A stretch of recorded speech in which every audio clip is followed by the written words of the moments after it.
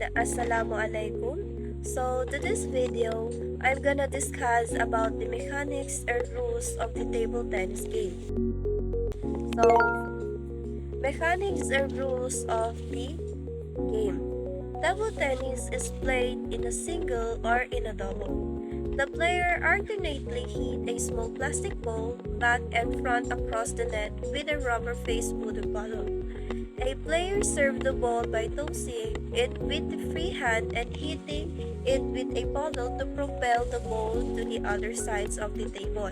If the serve is returning so that the ball strikes the table once on the far sides of the net, the relay continues until the sides is unable to make a good return. So, ang table tennis o ang ping pong ay sport na kung saan nilalaro ng dalawa or apat na manlalaro.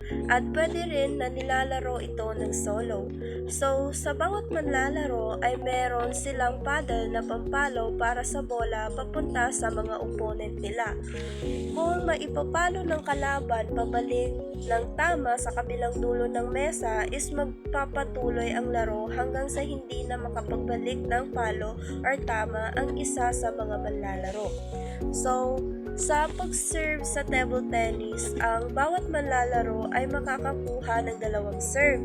So, at ito ay mapapalitan hanggang ang isa sa mga manlalaro ay makascore ng 11 points. Maliban lang kung may mag-tie doon sa laro na yon na 10-10. Sa kasong ito ay ang bawat manlalaro ay makakakuha lamang ng isang serve at ito ay makuha ang 2 points lead. So to this game is you must win 3 or 5 or 7 set para manalo. Bukod dito, merong 1 minute break sa pagitan ng mga laro. Pwede magkaroon ng maikling pahinga pagkatapos ng 6 na points or 6 points. Next is scoring. A player gains a points when his opponent. So, paano nga ba makakakuha ng points mula sa opponent or kalaban mo? First is fails to hit the ball. Kapag hindi napalo, pabalik ng bola ang opponent mula sa pag-serve. Pangalawa is fails to toss the ball for at least 6 inches high. Kapag hindi umabot hindi bababa sa 6 inches ang pagtapon ng bola mula sa mesa. Number 3 is tosses the ball with open hand. Kapag gumamit ng kamay na nakakap ang opponent sa pagtapon ng bola.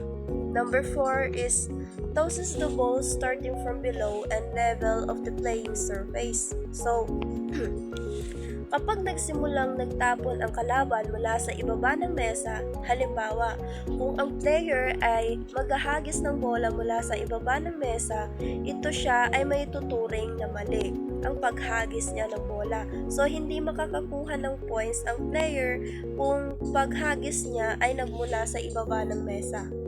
Number 5 is catches the ball that is tossed. So, ito siya ay tinatawag na net. Ito ay nangyayari kapag ang bola ay tumama sa net sa pag-serve. Number 6 is hides the ball during the serve. So, ang hide serve ay kapag ang player na nagsiserve ay nagtatago o hindi pinapakita ng maayos ang pagtira niya ng bola sa kalaban. Ang hidden serve ay labag sa pagpatakaran ng table tennis dahil dapat na maipakita ng maayos ng player ang pagtira ng bola sa tamang paghahanda ng opponent. So, number 7 is moves the table during the relay. Ang pag-moves ng mesa habang naglalaro ay tinuturing na foul. Number 8 is fails to let the ball go across the net.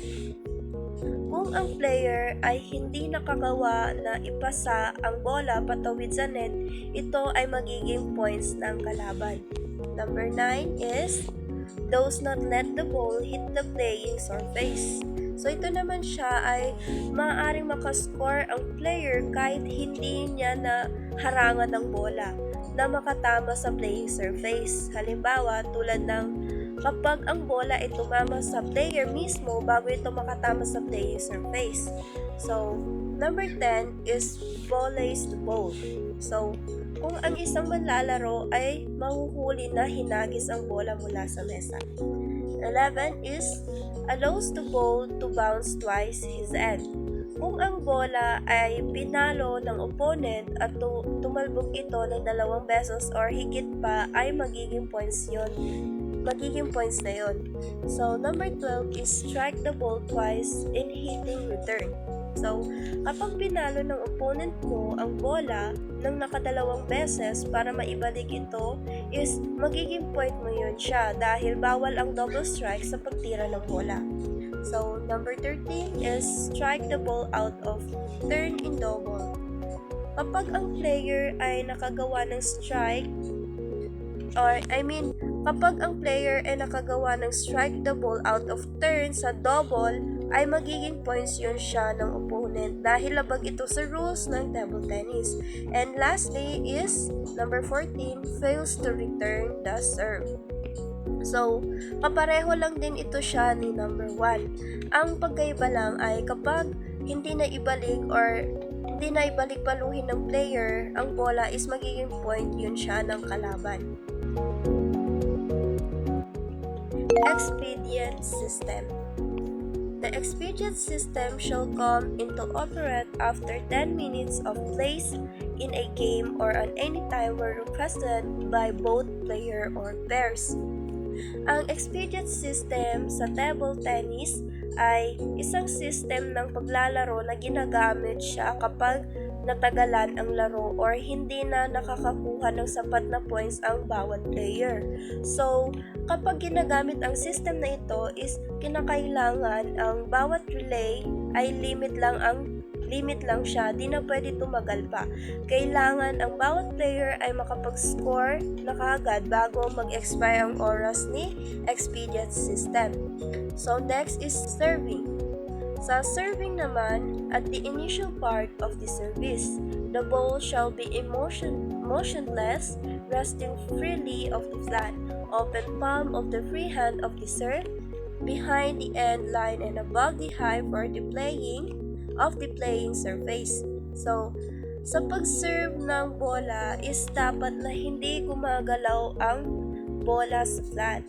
At sa pag-serve ng bola ay kailangan nakabukas ang palad ng manlalaro bago ito i-serve sa opponent. Sa pagpalo ng bola, kinakailangan paluhin ito sa linya ng dulo at pataas ng playing surface. Kinakailangan sa pagtapon ay walang spin para hindi bababa sa 6 inches yung pagtalbog ng bola. So, in double, the ball shall be hit successively the right half court of server and receive end. So, sa double naman daw ay kailangan na magdaraan ang bola sunod-sunod sa kaliwang kalahati ng kanyang dulo at receiver. Ang paddle at bola dapat nasa taas ng playing surface mula sa chance na hindi gumagalaw ang bola bago ito itapon hanggang sa ito ay ihata. Dapat tamaan ng bola sa likod ng linya ng dulo ng player pero hindi sa labas ng kanyang katawan. So, sa returning naman, returning is good when the ball passes over or around the net of its support and strike the opponent end. So, sa pag-return ng bola, bago paluhin ng bola, siguraduhin na ang bola ay tumawid sa ibabaw ng paligid ng net bago mo ito paluhin.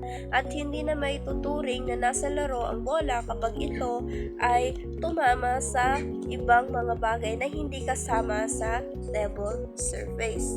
So, yun lang po at maraming salamat.